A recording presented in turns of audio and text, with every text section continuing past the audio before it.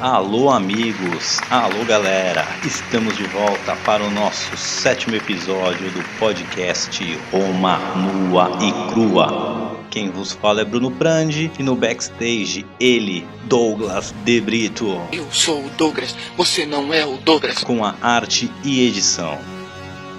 Muito bem pessoal, vamos começar como sempre recapitulando o que vimos na semana passada. Semana passada vimos a secessão da plebe, tipo uma greve geral, onde os plebeus revoltados com a tirania patrícia resolvem abandonar a cidade e ir para o Monte Sacro, e lá ficam até os patrícios resolverem negociar, e eles conseguem algumas cocitas. Eles conseguem um alívio das dívidas e, mais importante, eles conseguem que seja criado os cargos de tribunos das plebes. Também é criada a Comitê Tributa, que era a assembleia que elegia esses tribunos da plebe. Então os tribunos eles tinham que ser plebeu, não podia ser patrício. Quem votava eram todos os romanos, sem nenhuma distinção por patrimônio, como ocorre no Comitê Centuriata, que elege os cônsules, e seriam 2 tribunos das plebes, assim como 2 cônsules por ano, tá? Então foi isso que aconteceu na semana passada, e claro, mais algumas tretas e tal, mas vamos para o nosso episódio de hoje. Caesar, as quickly as possible, you must set me alone on the throne of Egypt. E hoje o que veremos? Veremos a lei das 12 tábuas, ou em latim, o Lex Duodecim Tabularum. E o que é isso? Essa vai ser a primeira forma de uma constituição, podemos dizer assim, escrita, objetiva, tá? Então presta atenção que vai começar o nosso 7º episódio. Então beleza, as plebes se acalmam depois do episódio da secessão da plebe, onde eles conseguem, os cargos de tribuno, e aí a vida volta ao normal. Porém, essa mosquinha da política, da participação na administração realmente já mordeu as plebes, e eles vão cada vez mais lutar por mais direitos, tá? E vale lembrar que ao mesmo momento estava ocorrendo as reformas em Atenas, as reformas de Solon, onde a Atenas estava se tornando democrática, a população podia participar da administração pública, e como a gente tinha a Magna Grécia ao sul ali de Roma, essas reformas chegavam até os romanos, e os plebeus que se sentiam cada vez mais empoderados para lutar por mais, tá? Então foi criado, como a gente disse, os cargos de tribunos para proteger da tirania patrícia. Porém, Roma não tinha uma constituição, leis escritas, então ainda assim ninguém sabia o que era a lei, Então toda vez que tinha algum caso, os advogados patrícios muito espertos, eles iam lá buscar nas tradições orais ou alguma coisa que tinha escrita, decretos, pronunciamentos. Essas coisas eram cheias de arestas na lei, e os advogados muito malandros sabiam explorar, e acabava que os patrícios iam sempre se dando bem, As leis escritas que haviam, elas geralmente ficavam guardadas em templos, onde os sacerdotes eram patrícios. Então, assim, a plebe não tinha muito conhecimento do que era a lei, ainda se sentia injustiçada. E eles queriam uma lei objetiva, uma lei clara, que todos soubessem. E aí essa treta aí que vai culminar com a nossa Lex Duodecim Tabularum, ou a lei das 12 tábuas, e ela vai entrar em vigor em 451 a.C. Caesar is dead.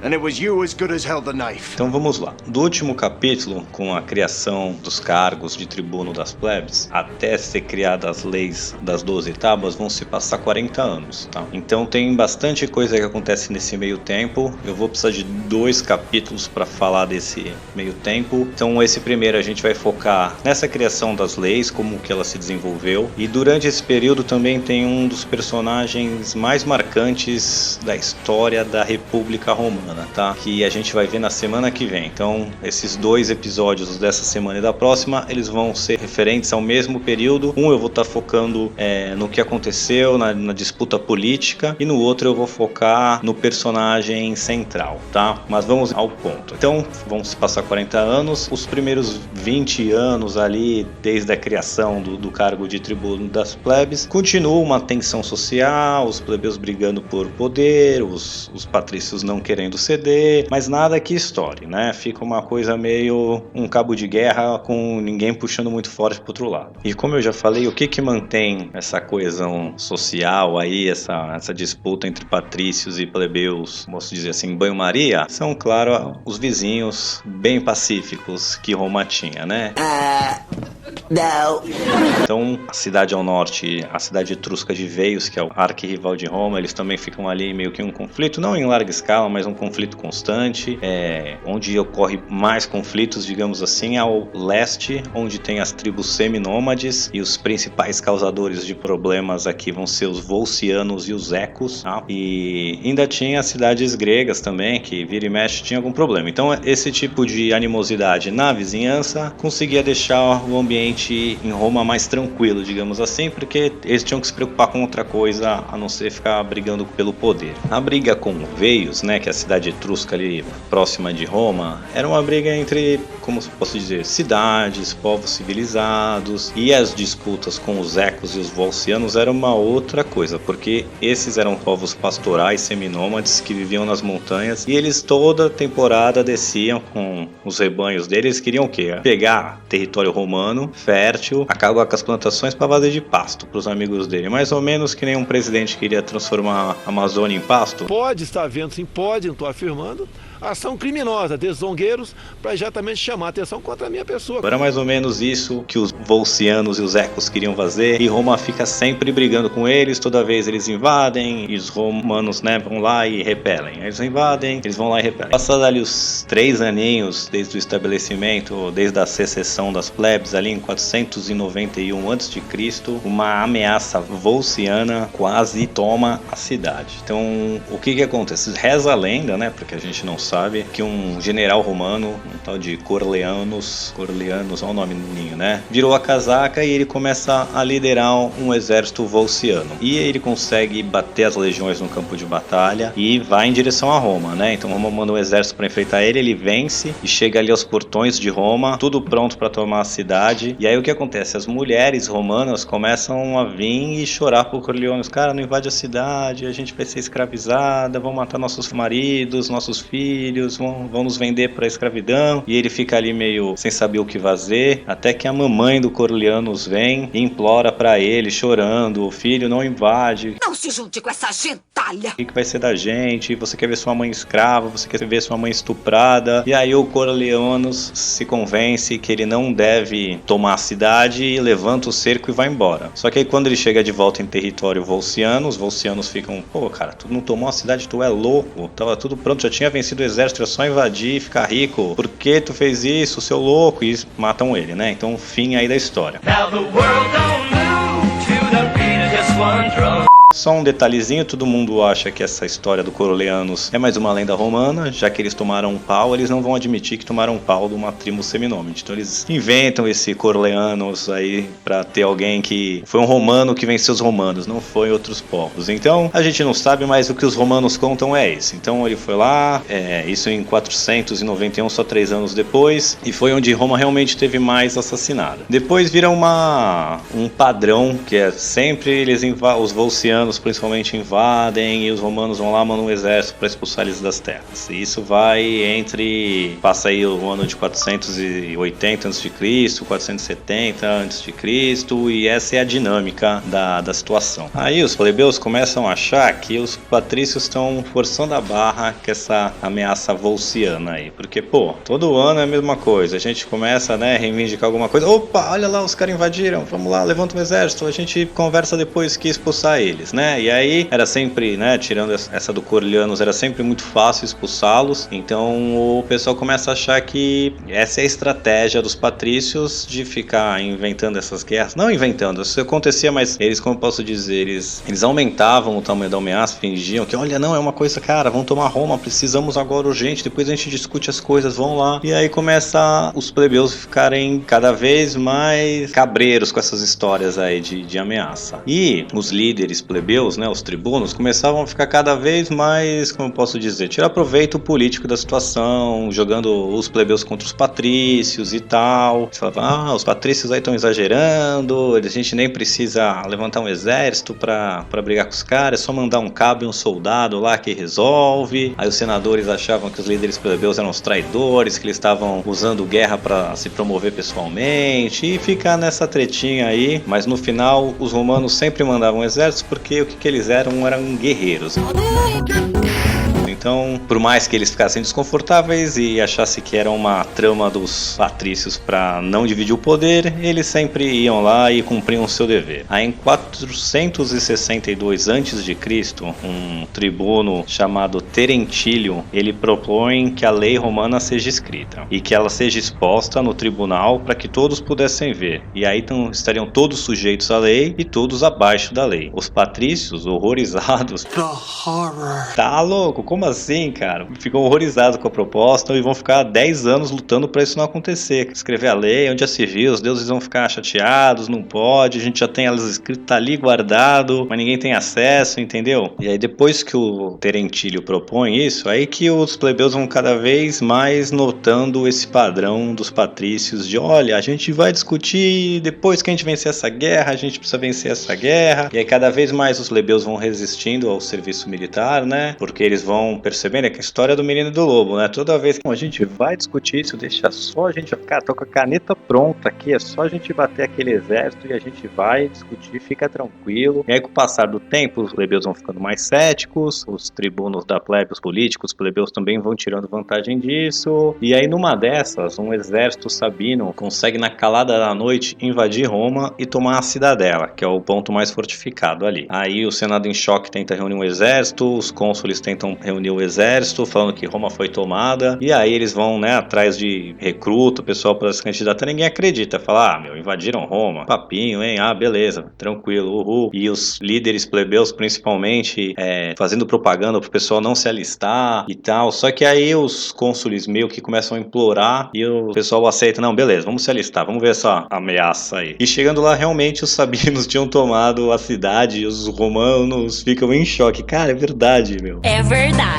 Mas aí eles vão lá, conseguem expulsar os sabinos, né? Os romanos são sensacionais guerreiros e expulsam os sabinos, mas isso é um golpe violento para as plebes, porque aí deu a munição perfeita para os patrícios postergarem essa criação das leis. Então toda vez que alguém falava, o cara, né, de trazer a lei, fazer a lei escrita ou fazer algum tipo de resistência contra o domínio patrício, eles falavam, tá vendo? Só quer se promover. Foi que nem o caso dos sabinos, os inimigos invadindo Roma e eles querendo tirar ganho político. Então isso deu uma atrasada. Porém, não ia ter jeito. Isso ia sair, porque além da consciência política já ter despertado nas plebes, outras coisas acontecem, né? Como peste, doença, é introduzido o dinheiro, moeda, seria o currency, tipo que nem tem o real, sei lá. Começa a ter uma moeda em Roma, alguma coisa com valor que o Estado que diz, não o valor do metal em si. Então isso também cria outros problemas, gera uma crise de confiança. E como eu disse também, as reformas na Grécia acontecendo, chegando essas notícias lá, não ia ter jeito. Então, em 451 a.C., fica acordado que eles iam criar um decemvirato. Ia parar de ter cônsule por um tempo, ia ter um decemvirato, que seria um poder dividido entre 10 pessoas. Era mais ou menos assim, fazendo um paralelo com hoje, uma Assembleia Constituinte. Aqui, quem tem um pouquinho mais de idade, lembra no Brasil, quando sai da ditadura, para se redemocratizar, cria-se uma Assembleia Constituinte que vai discutir as leis. Então, esse decemvirato ficou encarregado de codificar as leis, pôr no papel, pegar esses decretos que eles falavam que existia, essas traduções orais, etc, e pôr tudo no papel. Então eles vão se constituir de 10 homens, né? Então vão ser 10 homens que vão ser eleitos por ano para passar limpo essas leis aí. E essas leis das 12 tábuas, camaradas, será a base do direito ocidental até hoje. Quem estuda direito vai ouvir falar sobre isso, vai estudar a lei romana, vai ouvir falar da lei das 12 tábuas. Então isso assim, não tem como dizer o quanto isso influencia nossas vidas hoje, tá? Os países terem constituição escrita, isso nasce aqui, mais ou menos, né? Também na Grécia, mas assim, principalmente para nossa infância influência ocidental, aqui que começa isso. E aí eu não vou entrar muito em como eram as leis, vou dar uma passada por cima, porque aqui não é um podcast sobre direito. Porém, vale ressaltar também que em 390 a.C.,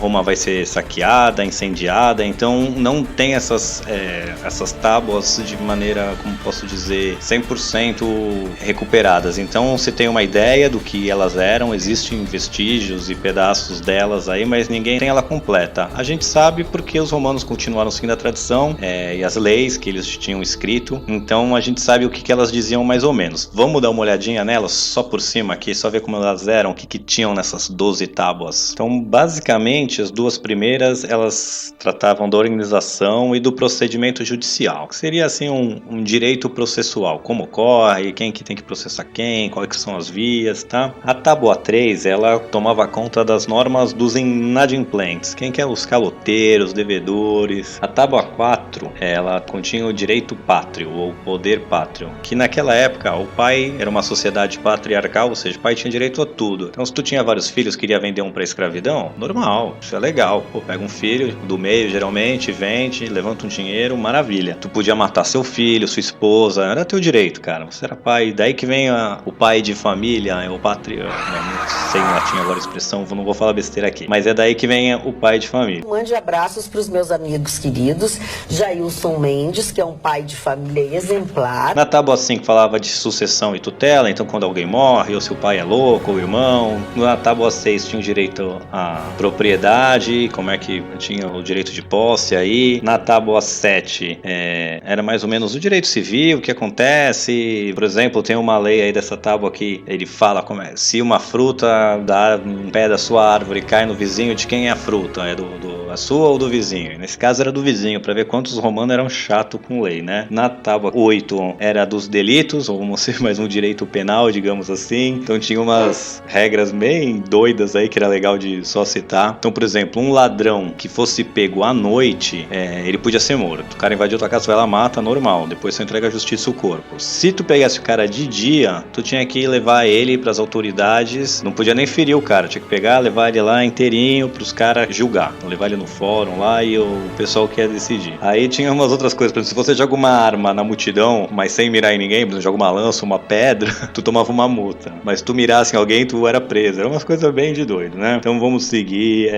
Na tábua 9, o direito público, então como é que ia ser regido o Estado, e tinha algumas exceções, como por exemplo, você não podia fazer uma lei para perseguir um indivíduo ou um grupo de indivíduos, isso vale até hoje no mundo aí. A tábua 10 era sobre o direito sagrado, então como é que fazer oferendas relacionadas à religião, e as tábuas 11 e 12, leis complementares. E dentro dessa lei do direito público aí na tábua 9 tinha uma lei que vai deixar os plebeus bem pé da vida, que vai ser a continuação da treta, vai vir daí, que era o quê? Patrícios só podiam casar entre patrícios, ou seja, um plebeu jamais poderia casar com uma patrícia, né? Isso queria dizer o quê? Que eles jamais poderiam assumir os mais altos cargos, tá? Porque para você ser um cônsul, você tinha que ser patrício. Para você ser um pontifex maximus ou um sacerdote dos principais deuses, você tinha que ser um patrício. E a única chance de você virar um patrício era casando. Mas se você era proibido por lei de casar, aí não tinha muito, né? Então isso vai deixar os plebeus chocados, vai rolar treta por causa disso ainda, a gente vai ver mais pra frente, não é agora. Mas é aí que começou as leis escritas, a primeira Constituição romana. E essa Constituição não era uma coisa única, exclusivamente de Roma, mas já colocava ela num patamar assim que poucas cidades, poucas civilizações tinham leis objetivas escritas. Oh, my love, my life.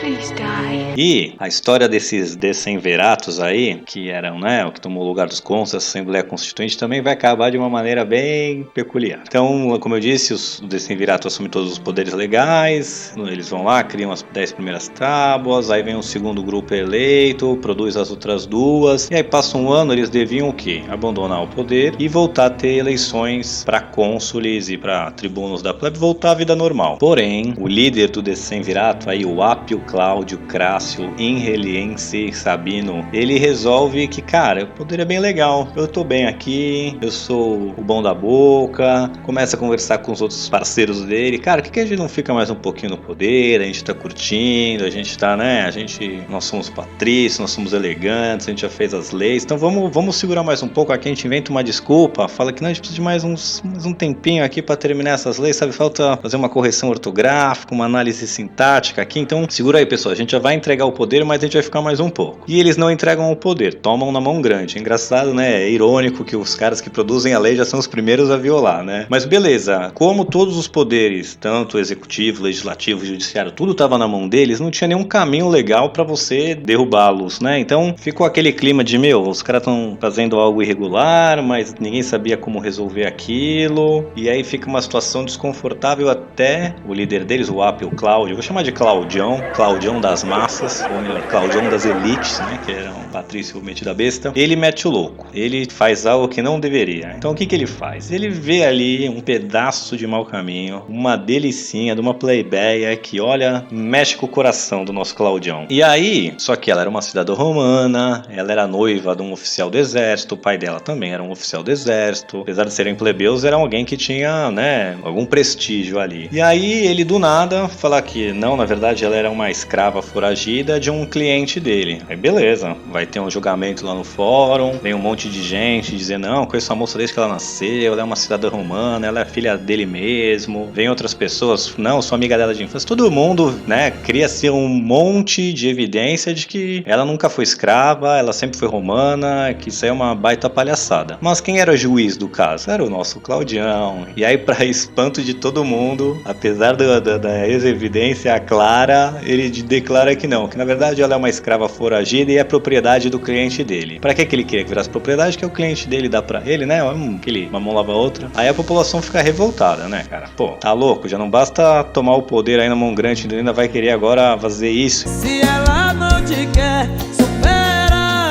e não é um simples plebeu, né? O pessoal era do exército, o pessoal era respeitado. Aí a cidade entra basicamente em revolta e fazem o que fizeram na secessão das plebes. Abandonam, todo mundo resolve abandonar a cidade, ir pro Monte Sacro. Fica aí, Claudião, tu com teus escravos, então. Não é tu o bom da boca aí? Ele falou que a boca é tua, rapaz. Fica aí sozinho. Aí vira aquele pega pra capar, né? O resto do Decemvirato vendo que deu ruim, que isso ia sobrar pra eles, todo mundo começa a abdicar o poder, inclusive o Cláudio no final é obrigado a abdicar. E os plebeus, para voltarem para a cidade, vão conseguir ainda mais concessões, um pouquinho mais de poder. E o Cláudio, que aprontou essa furiosa, ele, assim que novos cônsules assumem o poder, ele já vai ser intimado, e ele, para evitar todo o constrangimento que ele ia ser só humilhado e sentenciado a não sei o que, mas ele ia ser, ele se mata para acabar com o problema. Claudião meteu o louco, mas pelo menos deu fim nele mesmo para não dar mais problema. Então é isso aí, pessoal. O Roma agora tem as leis escritas, os plebeus têm mais pouquinho de poder e participação. Tem esse probleminha aí